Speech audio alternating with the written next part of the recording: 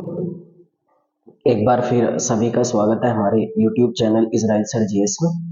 और जैसा कि उम्मीद के मुताबिक हम जो भी पढ़ रहे हैं वो आपके एग्जाम में बहुत ज़्यादा वैल्यूबल, और आपने फील भी किया होगा कि जितनी भी बातें मैं यहाँ करके जाता हूँ उनसे रिलेटेड जितने भी आपके एग्जाम में पेपर हो रहे हैं सभी में कुछ ना कुछ आपके एग्जाम में ऐसा जरूर मालूम किया जा रहा है जो हमारे इन तथ्यों या इन टॉपिकों पर आधारित है, जो टॉपिक हम इस क्लासेस में आपकी बात कर रहे हैं।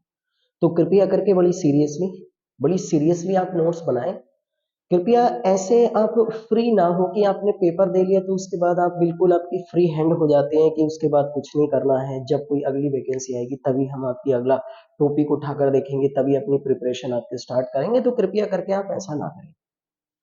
आप कोशिश करा करें कि कंटिन्यू वे में अगर चीजें आपकी लगी रहेंगी, चीजें अगर चलती रहेंगी, तो उन वाली चीजों का आपको फायदा आने वाले जो फ्यूचर के एग्जाम होंगे उनमें बहुत ज्यादा आपकी बेनिफिट उनका टॉपिकों का आपको प्रोवाइड किया जाएगा। तो कृपया करके आप लगातार कंटिन्यू वे में उन क्लासेस को आप अटेम्प्ट करते रहें। उन पे कोई भी आप ढिलाई या कोई भी आप लाइटली वे में उन पर काम ना करें। तो कृपया करके बड़ी मेहनत के साथ इन क्लासेस को देखते रहें। कल की क्लास इतनी ज्यादा महत्वपूर्ण थी, इतनी ज्यादा उसमें महत्वपूर्ण तथ्यों पर हम लोगों ने मिलकर बात करी थी। जिन लोगों ने उस क्लास को अटेम्प्ट किया होगा उनको पता ही चल गया होगा कि आपके जीवन के लिए वो क्लासेस आपके आने वाले एग्जाम के लिए या जो एग्जाम चल भी रहे हैं उन एग्जाम के लिए कितनी ज्यादा महत्वपूर्ण है। तो कृपया करके अपने जीवन के साथ ये कॉम्पिटिटिव एग्जाम जो होते हैं उनके साथ खिलवाड़ ना करें, क्योंकि तैयारी एक दो दिन या एक या दो महीने में आपकी नहीं हो सकती, उसके लिए वक्त चाहिए, और वक्त देने से ही आप लोगों की तैयारी आपकी कंप्लीट या फिर आपकी वो फुल पे में आपकी हो सकती है। तो कृपया करके उन टॉपिकों पर जरूर आप डिस्कस करें, लिखें और क्लासेस को अटेम्प्ट करें जिन भी क्लासेस की एंड जिन भी टॉपिकों की हम लोग आपकी इस क्लास में बात कर रहे हैं। तो आज हम एक बहुत ज्यादा महत्वपूर्ण मुद्दे पर बात करने वाले हैं जो शायद आपने जरूर अखबारों में पढ़ लिया होगा, और उस वाले मुद्दे का नाम जो हम आपकी क्लासेस में पढ़ने वाले हैं वो है आपकी आर्थिक सर्वेक्षण। इस वाले मुद्दे पर हम लोग बात करेंगे। आर्थिक सर्वेक्षण को इंग्लिश में बोला जाता है आपका इकोनॉमी सर्वे। इकोनॉमी सर्वे के नाम से इंग्लिश में जाना जाता है, हिंदी में इस चीज को आपकी क्या बोल दिया जाता है, आपकी आर्थिक सर्वेक्षण आपकी हिंदी में इस चीज को आपकी कह दिया जाता है। तो कृपया करके आज के इस टॉपिक पर हम लोग जो डिस्कशन कर रहे हैं आपको पता चल गया होगा, क्योंकि अखबारों में प्रिंट हुआ है ना। और मैं आपसे बताता हूँ, जीएस अगर आपको कंप्लीट करना है, जैसे सीजीएल के मेंस में भी जीएस आएगा, जैसे हम टीएस में भी अब जीएस पर ही फोकस कर दिया गया कि आपकी नौकरी लगेगी या नहीं लगेगी, उसका आपकी हमारी जो फाइनली डिसीजन है वो किस पर आप बेस होगा, वो भी जीएस पर बेस होगा। एलडीसी में भी आपकी मेनली किस पर फोकस कर दिया गया है, जीएस पर फोकस कर दिया गया है। जितने भी एग्जाम होते हैं सब में आपको जीएस पर फोकस कर दिया गया। तो जीएस आपको इस प्रकार पढ़नी पड़ेगी ना जो आपकी पढ़ी हुई आ जाए। मैं यहाँ दवा दवाऊं और क्लासेस आपकी अटेम्प्ट करूं और जो भी आपकी हमारी सब्जेक्ट चल रहा होगा उसी पे से क्लास लेते रहूं, ऐसे नहीं आती चीजें। जो अखबारों में चल रही हैं इस प्रकार उन चीजों पर आप फोकस करें और उन्हीं चीजों पर आप डिस्कशन करने की कोशिश करें। वो सब्जेक्ट से रिलेटेड हो जाते हैं। जैसे कल मैं आपको बता के गया था कुछ न्यूज कि इन बातों की अगर चर्चा है तो इनका संबंध आपकी किस जीएस के टॉपिक से होगा, तो कृपया करके आप उस चीज पर फोकस करें। देखो आज हम इस पर बात करेंगे आर्थिक सर्वेक्षण आपकी क्या होता है, या जिस चीज को आपकी इकोनॉमिकल सर्वे कहा जाता है वो क्या होता है। देखो मैं यहाँ धीरे धीरे समझाऊंगा, कृपया करके पूरी क्लास अटेंड करें। कहीं ऐसा तो नहीं है आप लोग सोच रहे होंगे कि अगर चीजें फ्री में प्रोवाइड की जा रही हैं तो उनका कोई भी जीवन में संबंध नहीं है। देखो मैं कभी भी किसी भी चीज से आपने देखा होगा प्रीवियस वे में जितनी भी क्लासेस हमने पढ़ी है पूरा डिस्कशन करा है उन क्लासेस का, और कोई भी उनमें ऐसी ढिलाई वाली बात नहीं बरती है कि उनसे ऐसा बर्ताव हुआ हमने कि वो चीजें बस हमने एक तरीके से ऐसी फॉर्मेलिटीज कंप्लीट कर दी हो, ऐसा नहीं है। जो भी टॉपिक मैं लेकर आता हूँ उसमें चाहे 10 मिनट लगे, 1 घंटा लगे या 1.5 घंटा लगे, पूरी क्लास में आप लोगों को अटेंड करके जाता हूँ। तो कृपया करके उन्हें कोशिश करें कि हम सब लोग आपकी पूरी क्लासेस को अटेंड करें। चलिए आज हम इस वाले मुद्दे पर बात करेंगे। देखो आर्थिक सर्वेक्षण आपने आज के अखबारों में पढ़ा होगा, होता क्या है पहले मैं वो बता दूं। देखो हमारी सरकार जो होती है ना, हमारी सरकार वो अमूमन फरवरी के फर्स्ट वीक में वो बजट प्रस्तुत करती है। बजट ध्यान से पढ़ते रहना, यहाँ सुनते रहना और लिखते रहना, है ना। अगर आप चाहते हो, वास्तविकता में देखो आपके चाहने या ना चाहने पर ही डिपेंड करेगा। अगर आप चाहते हो कि वाकई हम लोग आपकी बजट पर डिस्कशन करें, तो कृपया करके आप कमेंट बॉक्स में मुझे बताएं और मैं पूरे बजट पर आपके लंबी चौड़ी डिस्कशन करेंगे, चाहे उसमें एक क्लास में हम डिस्कशन करें, दो में करें या तीन में करें, बहरहाल पूरी डिस्कशन करेंगे। लेकिन आप कमेंट में मुझे जरूर बताइए, और वीडियो जो भी हम लोग आपके लिए लेकर आने, जो भी क्लासेस हम लोग आपकी इस पर कर रहे हैं, उन्हें आप क्लास को आपके जीवन के लिए फायदेमंद है तो कृपया उन्हें लाइक भी करें आप। और आप चाहते हैं कि हम लोग वीडियो में इस वाली क्लासेस में आपकी बजट के ऊपर डिस्कशन करें, तो मुझे कमेंट बॉक्स में आप टाइप करके बता सकते हैं, तो हम पूरी क्लासेस आपकी हमारी बजट के ऊपर एक निर्धारित करेंगे। क्योंकि आज बजट प्रस्तुत किया गया होगा, तो इस वाले बजट पर भी हम लोग आपकी डिस्कशन करेंगे। अब देखो हम इसे पढ़ लेते हैं। सरकार जो होती है वो फरवरी के फर्स्ट वीक में हर वर्ष बजट प्रस्तुत करती है। बजट का मतलब आप सब जानते ही होंगे। बजट का मतलब ये होता है कि पूरा आपके हमारी जो आने वाले वर्ष का जो लेखा जोखा होता है, यानी कि सरकार कितना कमाएगी, कितना आपकी खर्च करेगी, किस सेक्टर में कितना दिया जाएगा, किसानों के लिए कितना होगा, उस चीज को बजट कह देते हैं। अगर आप चाहते हैं तो हम बजट पे भी चर्चा करेंगे इसकी, है ना। ऐसे ही करके अगर हम डिस्कशन करते हैं, ऐसे ही करके यदि हम लोग देखते हैं आपकी, तो होता क्या है, बजट से एक दिन पहले, अब लिखना स्टार्ट करें। इस बजट से एक दिन पहले बिफोर 1 डेज, एक दिन पहले सरकार के द्वारा आर्थिक सर्वेक्षण प्रस्तुत किया जाता है। अब आप लिखें भाई, आर्थिक सर्वेक्षण प्रस्तुत किया जाता है। आर्थिक सर्वेक्षण प्रस्तुत किया जाता है। अब देखो आप लिखे, में यहाँ जो आपके एग्जाम के लिए जो क्वेश्चन बनते हैं ना, वो लिख देता हूं आपकी। लिखें आप, आर्थिक सर्वेक्षण। आर्थिक सर्वेक्षण क्या है? देखो एक क्वेश्चन ये आता है, अब इसका आंसर आएगा आपकी, जो वर्तमान में वित्त वर्ष चल रहा है ना, वर्तमान में जो वित्त वर्ष चल रहा है, वर्तमान में जैसे आप लोगों को पता होगा 2022-23, क्योंकि आपको सबको पता है ना, वित्त वर्ष को इंग्लिश में फाइनेंशियल ईयर बोलते हैं, और वो आपकी स्टार्ट होता है 1 अप्रैल से और ये चलता है आपकी 31 मार्च तक। तो वर्तमान में वित्त वर्ष 1 अप्रैल 2022 से स्टार्ट हुआ होगा और 31 मार्च 2023 तक चलेगा। ये वर्तमान में वित्त वर्ष है, फाइनेंशियल ईयर। जैसे नया साल 1 जनवरी से 31 दिसंबर तक होता है, वैसे ये भारतीय सरकार का फाइनेंशियल ईयर होता है। यानी वर्तमान में जो वित्त वर्ष चल रहा है, इस वित्त वर्ष का जो आर्थिक लेखा जोखा होता है, आर्थिक लेखा जोखा, यानी कि जो पिछला वर्ष रहा है, पिछला वर्ष, या इसको वर्तमान वित्त वर्ष कह लो, पिछला वर्ष 2022 हुआ, जो पिछला वर्ष रहा है उसकी आर्थिक यात्रा का सर्वे, आर्थिक यात्रा का सर्वे जो होता है ना, उस वाले आर्थिक यात्रा के सर्वे को क्या बोला जाता है? आपकी आर्थिक सर्वेक्षण है। आर्थिक यात्रा का मतलब कितना सरकार ने कमाया, कितना सरकार ने खर्चा करा, कितनी बेरोजगारी दर घटाई है, कितनी बेरोजगार लोगों को आपकी प्रोवाइड किया है, कितना स्वास्थ्य क्षेत्र में दिया, कितना महिलाओं के लिए दिया, कितना शिक्षा के लिए दिया, कितना सरकार के द्वारा कहां से कितनी आपकी कमाई हुई है, उस टोटल ब्यौरे को जो आर्थिक लेखा जोखा होता है, जो आर्थिक यात्रा रही है हमारी अर्थव्यवस्था की, इस अर्थव्यवस्था की आपकी आर्थिक यात्रा को आपकी वास्तविकता में क्या कहा जाता है? आपका वो बोला जाता है आर्थिक सर्वेक्षण कहा जाता है। और कब प्रस्तुत किया जाता है? बजट प्रस्तुत होने से एक दिन पहले आपकी किसको प्रस्तुत कर दिया जाता है? आर्थिक सर्वेक्षण। लिखें आप इन सारी चीजों को आपकी, है ना। अब अगर हम बात करते हैं, आपकी ध्यान से सुनना है सारे व्यक्ति, है ना, अगर हम इस चीज की बात करें तो इसमें ये होता है, देखो ध्यान से सुनना, आर्थिक सर्वेक्षण, आर्थिक सर्वेक्षण कहाँ प्रस्तुत किया जाता है? अगला क्वेश्चन ये है, समझ में तो आ ही गया होगा, कहाँ प्रस्तुत किया जाता है? इसका आंसर आएगा आपकी संसद। अब देखो अगर संसद का नाम आता है तो इसका मतलब कहीं भी प्रस्तुत किया जा सकता है। संसद का मतलब वो लोकसभा में भी प्रस्तुत किया जा सकता है या राज्यसभा में भी, क्योंकि आप लोगों ने इतना तो पढ़ ही रखा होगा कि संसद आपकी दो सदनों से मिलकर बनी हुई है, टू हाउस होते हैं, लोकसभा एंड राज्यसभा। तो संसद में प्रस्तुत किया जाता है, और संसद में आर्थिक सर्वेक्षण को प्रस्तुत जो किया जाता है, प्रस्तुत किया जाता है, वो प्रस्तुत किया जाता है भारत के वित्त मंत्रालय, सॉरी वित्त मंत्री के, फाइनेंस मिनिस्टर जो इंडिया का वित्त मंत्री होता है उसके द्वारा प्रस्तुत किया जाता है वित्त बजट को आपकी, है ना। इस वित्त बजट को आपकी तैयार कौन करता है? तो वित्त बजट को तैयार करता है आपकी वित्त मंत्रालय का वित्त मंत्रालय का, देखो लिखना ये वाली चीज बहुत ज्यादा आती है, वित्त मंत्रालय का जो फाइनेंस मिनिस्ट्री होती है इंडिया की, वित्त मंत्रालय का आर्थिक मामलों का विभाग, आर्थिक मामलों का विभाग, इस वाले डिपार्टमेंट का नाम याद रखें भैया आप। आर्थिक मामलों का विभाग का मतलब होता है आपकी हमारी फाइनेंस मिनिस्ट्री के, फाइनेंस मिनिस्ट्री के department of economy affairs, English में इसको बोला जाता है आपकी डिपार्टमेंट ऑफ इकोनॉमी अफेयर्स।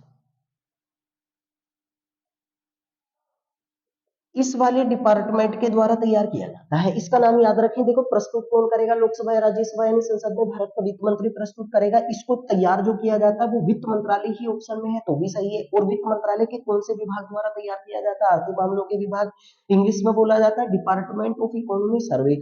अब इसको जो तैयार किया जाता है ना, किसकी निगरानी में तैयार किया जाता है, तब आंसर आएगा निगरानी में, कोई ना कोई व्यक्ति तो इसकी देखभाल करेगा, जो हेड होगा वो तैयार किया जाता है भारत के मुख्य आर्थिक सलाहकार की निगरानी में, भारत के मुख्य आर्थिक सलाहकार की निगरानी में, आर्थिक सलाहकार, इनकी निगरानी में जो है इसको तैयार किया जाता है। जो भारत का आपकी चीफ इकोनॉमिकल एडवाइजर होता है, इकोनॉमिकल एडवाइजर, इसके निगरानी में इसे तैयार किया जाता है, चीफ इकोनॉमिकल एडवाइजर, भारत का मुख्य आर्थिक सलाहकार। और लिख लें भाई, वर्तमान में जो भारत के चीफ इकोनॉमिकल एडवाइजर है, मुख्य आर्थिक सलाहकार है, वो है आपकी वी अनंत। इस समय भारत में अगर हम बात करेंगे आपकी, तो जो भारत के मुख्य आर्थिक सलाहकार हैं आपकी हमारी वी अनंत नागेश्वरन है, नागेश्वर, इनका नाम आप रट लें, ये जरूर आएगा आपकी। ये भारत के इस समय मुख्य आर्थिक सलाहकार है जो वी अनंत नागेश्वर, इनकी निगरानी में तैयार किया जाता है। तैयार ये करता है, इसका ये डिपार्टमेंट प्रस्तुत ये करता है। प्रस्तुत कहाँ किया जाता है, होता क्या है वो आपकी मैं आपको बता चुका हूँ। इस चीज को क्या बोला जाता है, आर्थिक सर्वेक्षण कहा जाता है।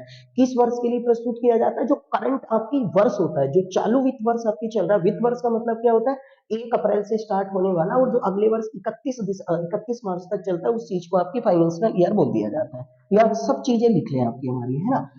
अब ये जो आर्थिक सर्वेक्षण आपकी हमारी प्रस्तुत हुआ है, इसके जो कुछ पॉइंट रहे हैं आपके, जैसे नाम से तो आपको पता ही चल गया होगा कब प्रस्तुत किया जाता है, कहाँ, मतलब क्या होता है इस चीज का। आपकी जो आर्थिक सर्वेक्षण आपकी प्रस्तुत किया गया है अब, वो इसका मतलब आपकी किस वर्ष के लिए प्रस्तुत किया गया, 2022-23 के लिए प्रस्तुत किया गया है। अब इसमें जो आंकड़े बताए गए हैं ना, वो आंकड़े मैं आप लोगों के लिए बता रहा हूँ, उन वाले आंकड़ों को बड़े ध्यान से आप लिखें आपकी, है ना। इस वाले आर्थिक सर्वेक्षण में ये बताया गया है, आर्थिक सर्वेक्षण में जो प्रस्तुत किया गया है हमारे भारत के वित्त मंत्री के द्वारा, जो निर्मला सीतारमण है, सबको पता होगा ना, इतनी जानकारी आपको सबको वो मैं पर डे आपको देखा जाता हूँ। देखो अगर वर्तमान में आपको सबको पता होगा, भारत के जो फाइनेंस मिनिस्टर है वो महिला है और उनका नाम है आपकी निर्मला सीतारमण। सब लोगों ने अखबार में पढ़ लिया होगा, ये आपको याद ही करनी पड़ेंगी। अब देखो जब कभी भी इन चीजों की चर्चा होती है तो फिर ये चीजें आपके प्रीवियस इतिहास जो भी इनका टॉपिक को कर रहा होता है उनसे जुड़ जाएंगी। तो वर्तमान में भारत की फाइनेंस मिनिस्टर ये है। अगर पूछा जाता है भारत की सबसे पहली फाइनेंस मिनिस्टर कौन था, तब आंसर आएगा आपकी लियाकत अली। याद रखना भैया, लियाकत अली, ये भारत के सबसे पहले आपकी हमारी वित्त मंत्री थे। लिख लिया करें आप चीजों को। हमारे भारत की सबसे पहली महिला वित्त मंत्री जो थी, उनका नाम आएगा भैया इंदिरा गांधी जी, इंदिरा गांधी जी। और वर्तमान में भारत के वित्त मंत्री कौन है, निर्मला सीतारमण, ये महिलाओं में दूसरे नंबर की। तो जो भी चीजें चर्चा में आती है उनकी प्रीवियस हिस्ट्री आपको जरूर पता हो, तभी तो आपको रिलेटेड वो चीजें समझ में आएंगी। अब ये जो आर्थिक सर्वेक्षण आपकी प्रस्तुत हुआ है ना, इस आर्थिक सर्वेक्षण में कहा है कि भारत की जो विकास दर है, भारत की जो विकास दर है, या फिर इसको कई वाले अखबार लिख के देंगे आपकी वृद्धि दर, है ना, इंग्लिश में कहते हैं आपकी डेवलपिंग रेट, ये वाली, है ना, डेवलपिंग रेट। तो भारत की जो डेवलपिंग रेट है, विकास दर या वृद्धि दर है आपकी, वो चालू वित्त वर्ष में, ठीक है, याद रखना भाई, चालू वित्त वर्ष में, चालू वित्त वर्ष का मतलब मैं ऊपर बता ही चुका हूँ, 2022-23 में वो 6 से 6.8% रहने का अनुमान है, केवल रहने का अनुमान है। विकास दर कितनी रहने का अनुमान है, ये आंकड़े हैं, ये आप लिखें। विकास दर या वृद्धि दर या डेवलपिंग रेट, वो कितने रहने का अनुमान है आपकी, वो 6 से यानी 6% से, और वो लगभग लगभग किसके बीच में रह सकती है, 6.8% के बीच में आपकी रहने का अनुमान आपकी विकास दर बताया गया आर्थिक सर्वेक्षण आपकी वर्तमान में। ये जो विकास दर होती है आपकी हमारी, ये जीडीपी का अनुमान लगाया जाता है कि जीडीपी का इतने प्रतिशत आपकी विकास दर जो है वो रह सकती है, ये टोटल जीडीपी का। अब पहले मैं आप लोगों को हल्का हल्का सा आपकी जीडीपी बता दूं, उसके बाद चलेंगे, ये आंकड़ा आप लिखें आपकी, ठीक है ना। अब देखो इसमें होता क्या है, ये जो जीडीपी होती है ना, इसको सुनना। देखो जीडीपी का मतलब किसी दिन अगर आप चाहेंगे तो मैं पूरी क्लास इस पर आपके लिए लेकर आऊंगा, कम से कम 1 या 1.5 घंटा लग जाएगा, लेकिन आप उन चीजों को पढ़ें तो सही, आप उसे पिन करें, आप टाइप बॉक्स में आपकी जाकर उसको कमेंट बॉक्स में टाइप करें, मैं आपकी पूरी क्लासेस उस पर बनाऊंगा। देखो जीडीपी का मतलब आपकी इसमें अगर हम देखते हैं तो जीडीपी का पहले तो पूरा नाम आपको पता हो, इसका मतलब होता है gross domestic product. Gross domestic product English में बोला जाता है, हिंदी में ग्रोस का मतलब होता है सकल, इसका मतलब होता है घरेलू, और इसका मतलब होता है उत्पाद। देखो आप इसको पहले परिभाषा लिखें आपकी हमारी, किसी भी देश में, किसी भी देश कह लो, क्षेत्र कह लो, परिवार कह लो, राज्य कह लो, किसी भी देश में एक वर्ष में उत्पादित उत्पादित समस्त वस्तुओं और सेवाओं वस्तुओं और सेवाओं के अंतिम मूल्य को अंतिम मूल्य को उस देश की जीडीपी कहा जाता है, ये वाला है, ये है आपकी ग्रोस डोमेस्टिक प्रोडक्ट। यानी कि जैसे हमारा वर्तमान में आपकी हमारी ये वित्त वर्ष चल रहा है 2022-23 है, अब इस 2022-23 में हमने जितनी भी वस्तुओं का उत्पादन करा, वस्तुओं है ना, वस्तुओं का उत्पादन करा, जितनी भी हम लोगों ने आपकी सेवाओं का उत्पादन करा, वस्तुओं का मतलब जान रहे हो ना, ये 3 प्रकार में बटी हुई होंगी, अभी मैं बताऊंगा आप लोगों को। एक होता है वस्तुओं का क्षेत्र, आपकी प्राथमिक क्षेत्र होता है, ठीक है। एक क्षेत्र होता है जिस क्षेत्र को कह देते हैं आपकी हमारी द्वितीयक क्षेत्र होता है। एक क्षेत्र होता है जिसको हम कह देते हैं आपकी तृतीयक क्षेत्र होता है, तृतीयक क्षेत्र को ही सेवा कहा जाता है। आपकी टर्टियरी फील्ड होता है, सेकेंडरी फील्ड होता है, प्राइमरी फील्ड होता है। तो जितनी वस्तुएं बनाई, जैसे कृषि में कितना उत्पादन करा हमने, उद्योग क्षेत्र में कितना उत्पादन करा, विनिर्माण क्षेत्र में, रीमैन्युफैक्चरिंग सेक्टर जो होता है उसमें कितना उत्पादन करा, इस वाले उत्पादन के अंतिम रूप को ही उस देश की क्या कहा जाता है, जीडीपी। या आप ऐसे समझ लो कितना हमने कमाया और कितना खर्च कर दिया, जो हमारे पास इस समय बैलेंस बचा, शेष बचा, उस चीज को क्या बोला जाता है आपकी ग्रोस डोमेस्टिक प्रोडक्ट, या सकल घरेलू उत्पाद के नाम से उस चीज को जाना जाता है। इट इज क्लैरिफाई, सब चीजें आपकी आपको पता चली। जीडीपी, तो जीडीपी का 6 से 6.8% आपकी हमारी विकास दर रहने का अनुमान है चालू वित्त वर्ष में, जो खत्म कब होगा, 31 दिसंबर 2023 ईस्वी, सॉरी 31 मार्च 2023 ईस्वी को आपकी, ठीक है भैया, है ना।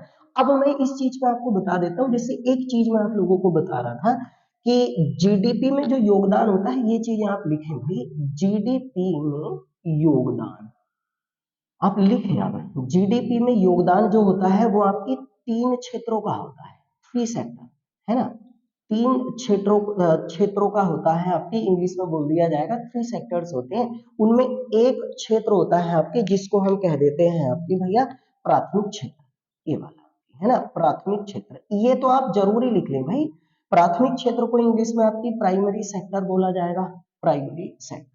मैं हल्का सा नहीं, बहुत सारी चीजें बता के जाऊंगा आप लोगों को, है ना। एक क्षेत्र होता है भैया द्वितीय क्षेत्र कह देते हैं, इंग्लिश में इसको बोला जाता है आपकी सेकेंडरी फील्ड, सेकेंडरी सेक्टर, ये वाला है सेकेंडरी फील्ड कह देते हैं। एक क्षेत्र होता है आपकी हमारी भैया, उसको कहते हैं तृतीय क्षेत्र। ये वाला क्वेश्चन तो आपने अगर पैट का एग्जाम दिया होगा तो उसमें देखा होगा, तृतीय क्षेत्र को सेवा क्षेत्र बोलते हैं। एक नाम क्वेश्चन ऐसे आता है कई बार एग्जामों में कि तृतीय क्षेत्र को किस अन्य नाम से जाना जाता है, तो सेवा क्षेत्र, सेवा क्षेत्र को इंग्लिश में कहते हैं आपकी सर्विस सेक्टर, ये वाला, है ना, सर्विस सेक्टर इंग्लिश में बोल दिया जाता है। अब यहाँ ध्यान से लिख लेंगे जो चीजें मैं आप लोगों को बता रहा हूँ। देखो प्राथमिक क्षेत्र का मतलब होता है कृषि एवं कृषि एवं पर्यावरण से संबंधित क्रियाकलाप क्रियाकलाप को किस क्षेत्र में रखा जाता है, प्राइमरी सेक्टर में। अब क्वेश्चन आएगा कि कौन कौन से क्षेत्र प्राइमरी सेक्टर में है। तो जो एग्रीकल्चर से रिलेटेड आपकी फील्ड होते हैं या जो इन्वायरमेंट से रिलेटेड आपकी फील्ड होते हैं, उन वाले फील्डों को क्या कहा जाता है, आपके प्राथमिक क्षेत्र का हिस्सा माना जाता है। अब प्राथमिक क्षेत्र में कौन कौन से सेक्टर है उनके मैं नाम यहाँ लिखा हूँ, आप लिख लें। एक तो जैसे आपकी कृषि हुआ, जैसे आपका पशुपालन हुआ, ठीक है, जैसे आपका खनन हुआ, खनन का नाम आपने सुना होगा, मिट्टी वगैरह रेत वगैरह का जो एक स्थान से दूसरे स्थान को ढोना उसे खनन कहते हैं। जैसे आपकी चारागाह हुआ, चारागाह, जैसे आपकी पशु चारा हुआ, पशु चारा, जैसे आपकी वानिकी हुई, वानिकी, ठीक है, जैसे करके आपका मत्स्य हुआ, जैसे करके आपकी मत्स्य पालन हुआ, ये वाला, ये आपकी हमारी जो सेक्टर होते हैं ना, कृषि, पशुपालन, खनन, चारागाह, पशु चारा, वानिकी, मत्स्य और मत्स्य पालन, इनके आप नाम लिख लें भाई, क्योंकि क्वेश्चन आप लोगों को ऐसे आएगा कि निम्नलिखित में से कौन सा क्षेत्र जो होता है वो आपकी भैया कृषि सॉरी प्राथमिक क्षेत्र का हिस्सा है जीडीपी के। तो ये वाले जो मैंने यहाँ नाम लिखे हुए हैं आपको पता चल रहा होगा, इन वाले क्षेत्रों को आपकी हमारी किसका हिस्सा माना जाता है, प्राथमिक क्षेत्र का। आपकी तीन क्षेत्रों का योगदान होता है, ठीक है ना। अब देखो अगर हम बात करेंगे, आपकी रफ कर देना इसको, है ना, आपने लिख लिया होगा। अगर इसी चीज को हम बात करें आपकी, तो द्वितीय क्षेत्र का मतलब होता है आपकी निर्माण व विनिर्माण, है ना, निर्माण व विनिर्माण। आपकी निर्माण का मतलब मैन्युफैक्चरिंग, इसका मतलब रीमैन्युफैक्चरिंग। जो क्षेत्र होता है ना उस वाले क्षेत्र को आपकी क्या बोला जाता है, आपकी सेकेंडरी फील्ड, ये द्वितीय क्षेत्र कह देते हैं। जैसे आपकी कपड़ा उद्योग, जैसे भवन निर्माण। अब देखो अगर भवन निर्माण आपकी मैंने यहाँ लिखा है तो इसमें आपकी सीमेंट भी आ जाएगा, इसमें आपकी ईंट भी आ जाएगा, इसमें आपका भट्टा भी आ जाएगा, इसमें आपकी लोहा भी आ जाएगा, ये सब कुछ आपके इसमें आ जाएंगे। जैसे आपकी ब्रेड उद्योग होता है, ब्रेड उद्योग ये वाला है आपकी, है ना। जैसे आपकी गैस है, जैसे विद्युत है, और जैसे आपकी जलापूर्ति होता है, ये वाला ये है ना, गैस है, विद्युत है, जलापूर्ति है, निर्माण, भवन निर्माण होता है, कपड़ा उद्योग होता है, ब्रेड उद्योग होता है, ये सारे के सारे इनके आप नाम लिखिए, जब भी तो आपको याद रहेंगे, वरना आपको पता नहीं चलेगा। क्योंकि एलडीसी में क्वेश्चन ऐसे करके पूछा गया था कि ईंट भट्टा किस क्षेत्र का हिस्सा है, तो द्वितीय क्षेत्र का होगा। यानी आप ऐसे समझ लें कि जितने भी उद्योग होते हैं ना, जितने भी आपकी इंडस्ट्रीज होती हैं, वो सारे के सारे उद्योग आपकी किस क्षेत्र का हिस्सा होते हैं, तो आंसर क्या आएगा, द्वितीय क्षेत्र का हिस्सा होते हैं। इनके नाम लिखते हैं आप लोग, प्राथमिक क्षेत्र में किसे किसे रखा गया, द्वितीय क्षेत्र में किसे किसे रखा गया। ऐसे ही करके अगर हम बात करेंगे आपकी, तो तीसरा जो क्षेत्र होता है जिसका नाम सबसे नीचे लिखा हुआ है आपकी हमारी, वो कौन सा होगा, तृतीय क्षेत्र। हिंदी में सेवा क्षेत्र भी कहते हैं, टेरिटरी फील्ड भी बोलते हैं, सर्विस सेक्टर भी कह देते हैं इसको, है ना। अब इसके अंतर्गत आपकी हमारी जैसे आपकी होता है बीमा, है ना, यानी कि जो सेवा करने वाला क्षेत्र होता है, लोगों की सेवा करता है, जैसे बीमा हुआ, जैसे संचार हुआ। संचार का मतलब तो जानते हो ना, कम्युनिकेशन आपकी। अब संचार को कई प्रकार का होता है, जैसे आपकी हमारी भैया मीडिया भी होता है, इसमें प्रेस वगैरह सब कुछ होता है आपकी, है ना। जैसे इसमें परिवहन हुआ, परिवहन भी तीन प्रकार का होता है, जैसे जल परिवहन हुआ, सड़क परिवहन हुआ, वायु परिवहन हुआ। जैसे इसमें आपकी बीमा हुआ, बैंकिंग हुआ आपकी हमारी, जैसे टीवी है, जैसे रेडियो है ना। जैसे आपकी रेलवे होता है। जैसे एक क्षेत्र और आप लिखें आपकी, ये सबसे ज्यादा आता है विपणन, विपणन को इंग्लिश में मार्केटिंग, चीजों को इकट्ठा करना आपकी विपणन कहलाता है। जैसे आपकी होटल हुआ, जैसे आपकी रेस्टोरेंट हुआ, रेस्टोरेंट जो होते हैं, जैसे आपकी व्यवसाय हुआ, व्यवसाय हुआ।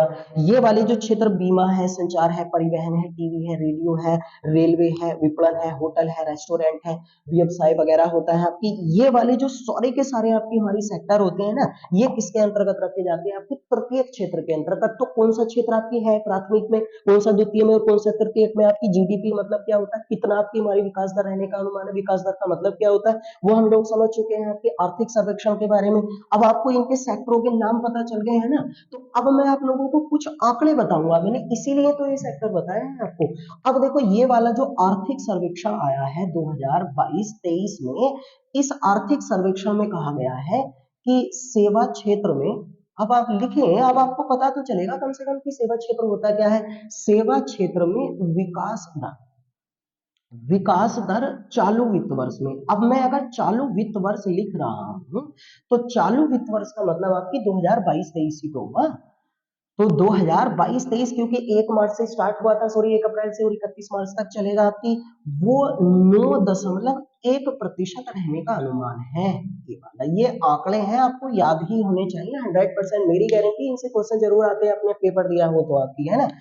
इसी वाले आर्थिक सर्वेक्षण 2022-23 में बताया गया है कि विनिर्माण क्षेत्र में, अब विनिर्माण क्षेत्र का मतलब तो समझ गए ना आपकी, द्वितीय क्षेत्र में, विनिर्माण क्षेत्र में चालू वित्त वर्ष में आपकी जो है वो 4.5% है ना। देखो यहाँ लिखा है ना, सेवा क्षेत्र में विकास दर, सेवा क्षेत्र में ऐसे करके विनिर्माण क्षेत्र में जो विकास दर है, डेवलपिंग रेट है। अब विकास दर का मतलब तो समझ गए, वो आपकी 4.5% रहने का अनुमान है, तो कम है ये वाला, इसको बढ़ावा देने की जरूरत है, कम रह गया है आपकी, वो ठीक ठाक चल रहा है। ऐसे करके आपकी हमारी कृषि क्षेत्र में, कृषि क्षेत्र कह लो या फिर इस चीज को आपकी प्राथमिक क्षेत्र कह लो, कृषि क्षेत्र या प्राथमिक क्षेत्र में जो है आपकी विकास दर रहने का अनुमान है, विकास दर रहने का जो अनुमान है आपकी चालू वित्त वर्ष में आपकी, वो है आपकी, ये बहुत कम है हमारे पास आपकी, और ये, सॉरी मुझसे गलती होगी, ये 4% है, और ये आपके रहने का अनुमान है आपकी 3.5% किया गया, तो ये तो बहुत ही कम है भाई। लेकिन फिर भी इसमें संतुष्टि ये है कि कृषि क्षेत्र में जो निवेश बढ़ा है, कृषि क्षेत्र में जो निवेश बढ़ा है हमारी, अगर वर्तमान समय में हम कृषि क्षेत्र में बात करेंगे तो इसमें निवेश बढ़ा है, और कृषि क्षेत्र में निवेश आपकी 9.3% बढ़ा है। तो इसमें ये सुकून है कि विकास दर तो इतने रहने का, लेकिन निवेश अगर होगा, इन्वेस्टमेंट अगर होगा, जो इंडस्ट्रियलिस्ट होंगे, जो उद्योगपति होंगे, अगर वो पैसा यहाँ पर आकर लगाते हैं तो विकास तो ऑटोमेटिकली होगा ना। तो चाहे विकास दर कम रही है आपकी, लेकिन आपकी उसमें इन्वेस्टमेंट बढ़ा है, यहाँ विकास दर को बढ़ाने की जरूरत है, इसमें आपकी हमारी सेटिस्फाइड है, हम लोग संतुष्ट है कि सेवा क्षेत्र में आपकी विकास दर कितने प्रतिशत रही है, इसमें इतने प्रतिशत रही है, इसमें इतने प्रतिशत रही है, क्या होते हैं इन क्षेत्रों का मतलब है ना। ऐसे ही करके अगर इस आर्थिक सर्वेक्षण में हम बात करें, जो 2022-23 के लिए आर्थिक सर्वेक्षण बनाया गया है, इस आर्थिक सर्वेक्षण में ये बताया गया है कि जो अक्टूबर 2022 में यूएनडीपी, मैं पढ़ा चुका हूं पिछले आपकी हमारी भाई क्लासेस में, यूएनडीपी का पूरा नाम होता है यूनाइटेड नेशन डेवलपमेंट प्रोग्राम, जिसने ना पढ़ा वो लिख लें, यूनाइटेड नेशन डेवलपमेंट प्रोग्राम, संयुक्त राष्ट्र विकास कार्यक्रम, स्थापना 1965 में हुई थी, 1965 में इस संस्था की, और इसका मुख्यालय न्यूयॉर्क में है। इस संस्था के द्वारा दिए गए आंकड़ों के आधार पर, आंकड़ों के आधार पर कहा गया है, ये आप लिख लें भाई, आंकड़ों के आधार पर कहा गया है कि वर्ष 2005 से वर्ष 2020 के बीच में, है ना, 2005 टू 2020 भारत में 41.5 करोड़, ये आंकड़ा बड़ा अच्छा है, इस आंकड़े को तो आप जरूर ही लिखें, वैसे तो सब चीजें लिखनी चाहिए भाई आप लोगों को। 41.5 करोड़ लोगों को भारत द्वारा गरीबी रेखा से बाहर निकाला गया है, गरीबी रेखा, इससे आपकी हमारी बाहर निकाला गया है, यानी कि उन लोगों के जीवन में आपकी सुधार करा है। गरीबी का मतलब वो होता है हमारे भारत में आपकी जो अपनी जरूरतों को पूरा ना कर सके, किस दिन हम गरीबी वाले टॉपिक पर पूरी डिटेल में बात करेंगे, तो इतने लोगों को हमने बाहर निकाला, और ये आंकड़ा इसके आधार पर हमारी सरकार के द्वारा इस आर्थिक सर्वेक्षण में जो इकोनॉमिकल आपकी सर्वे हुआ उसमें आपकी प्रस्तुत किया गया है, ठीक है। इसी में आपकी हमारी ये प्रस्तुत करा गया है आपकी इस आर्थिक सर्वेक्षण में कि भारत में जो बेरोजगारी की दर है, जो बेरोजगारी की दर है, अब आप ऐसा करें, हमारी शायद आपकी 13 नवंबर में आपकी एक क्लास अपलोड की गई थी, बेरोजगारी की क्या होता है, बेरोजगारी की दर कैसे निकाली जाती है, तो उस क्लास को जाकर देखना, आपको पता चल जाएगा। बेरोजगारी की दर आपकी हमारी सितंबर तिमाही में, ये आंकड़ा लिख लें भाई आप लोग, यानी पिछला वर्ष जो रहा है उसमें सितंबर तिमाही में 7.2% रही है, जो 8.3% से घटी है, यानी कि पहले आपकी बेरोजगारी की दर 8.3% थी, अब 7.2% रही है आपकी इसी आर्थिक सर्वेक्षण में। इसी आर्थिक सर्वेक्षण में अगर हम बात करें तो हमारी सरकार द्वारा आपकी इसमें फोकस ये किया गया है कि आर्थिक सर्वेक्षण में आपकी ग्रामीण भारत पर फोकस किया गया है, ग्रामीण भारत। अब ग्रामीण भारत पर अगर आपकी हमारी फोकस किया गया है तो इसमें यह बताया गया है आपकी कि ग्रामीण क्षेत्रों में, ग्रामीण क्षेत्रों में जो महिला कर्मचारी है ना, जो महिला कर्मचारी है उनकी संख्या में 19.7% से बढ़कर 27.7% आपकी उनकी भागीदारी की गई है, भागीदारी हो गई है। यानी कि अभी तक ग्रामीण क्षेत्रों में जो काम करने वाली महिला कर्मचारियों की संख्या थी वो कितनी थी, 19.7%। अब बढ़कर कितनी हो गई है, 27.7% हो गई है। तो इसमें भी आपकी वृद्धि की गई है आपकी। ऐसे ही करके अगर हम बात करें आपके हमारी भारत में, तो आप एक आंकड़ा और लिखें, आपकी जो अंतरराष्ट्रीय मूल्य बाजार होता है ना, उसमें बढ़ावा देने के लिए आपकी, है ना, जो अंतरराष्ट्रीय मूल्य बाजार होता है, ये आप लिख लें आंकड़ा। जो अंतरराष्ट्रीय मूल्य बाजार होता है, इस अंतरराष्ट्रीय मूल्य बाजार में, यानी कि भारत में निवेश को बढ़ावा देने के लिए, एफडीआई जिसको बोलते हैं, बढ़ावा देने के लिए 27 क्षेत्रों को चिन्हित किया गया है। 27 क्षेत्रों को चिन्हित किया गया है आपके, जिससे भारत का अंतरराष्ट्रीय मूल्य बाजार बढ़े। इनमें से 15 क्षेत्र, 27 में से यहाँ पर लिखें आप, विनिर्माण क्षेत्र के हैं, विनिर्माण क्षेत्र के हैं 15 क्षेत्र, और बाकी जो 12 क्षेत्र हैं आपके, वो किस क्षेत्र के हैं, आपके सेवा क्षेत्र। इसका मतलब समझ रहे हो कि सरकार ज्यादातर आपके किस क्षेत्रों को बढ़ावा देने की आपकी कोशिश कर रही है। तब आंसर आएगा रीमैन्युफैक्चरिंग सेक्टर, यानी कि जो सेकेंडरी फील्ड होता है, द्वितीय क्षेत्र होता है आपकी। इसी आर्थिक सर्वेक्षण में आपकी हमारी कहा गया है कि भारत की जो आपकी हमारी विकास दर है ना, भारत की जो विकास दर है वो वर्ष 2024 ईस्वी में, 24 ईस्वी में 6.5% रहने का अनुमान व्यक्त किया गया है। बल्कि IMF, आप जानते हो ना, जो इंटरनेशनल मॉनेटरी फंड, अंतरराष्ट्रीय मुद्रा कोष और विश्व बैंक, दो चीजें होती है, मैं पढ़ाऊंगा इन सारी चीजों को।